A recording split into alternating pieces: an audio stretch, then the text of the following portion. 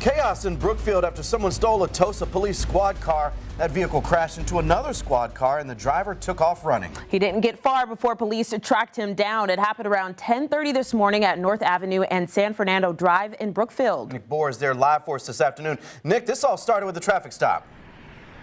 Right, it started about 20 blocks east of us here at 116th Street and North in Wauwatosa when a man was in a traffic stop was able to get into a squad that had him pinned in, and he got into that squad and drove off down the street here. This is where that crash happened a short time later. The police say that he crashed into another Wauwatosa squad, which actually rammed him. Witnesses in an office here on North Avenue captured the tail end of the drama as the man ran from the stolen squad and was tackled by officers in someone's front yard.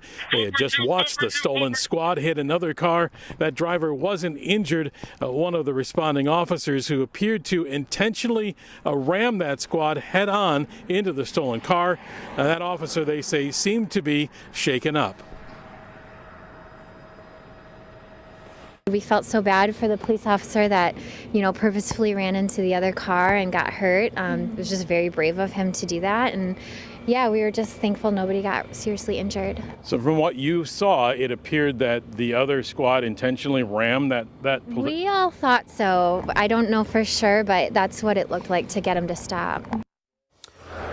And so, Nick, I know you've been making contact with police. What are they saying at this point about what happened? Right. We do know that squad was stolen, of course. The chain of events leading up to it involved a domestic violence call earlier in the area.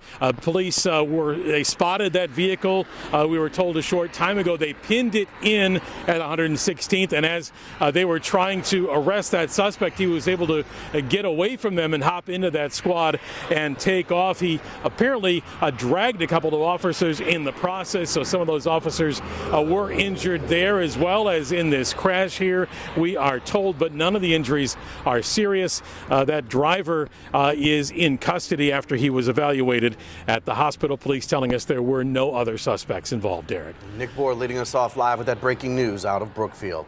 And Matt Salemi got exclusive video of the crash scene in News Chopper 12.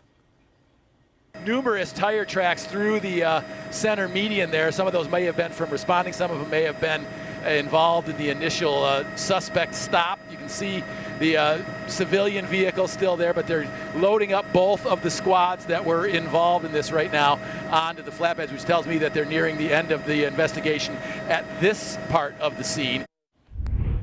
And we posted that witness video of the arrest for you on the 12 News mobile app. That is also where we will post any updates we get on this investigation.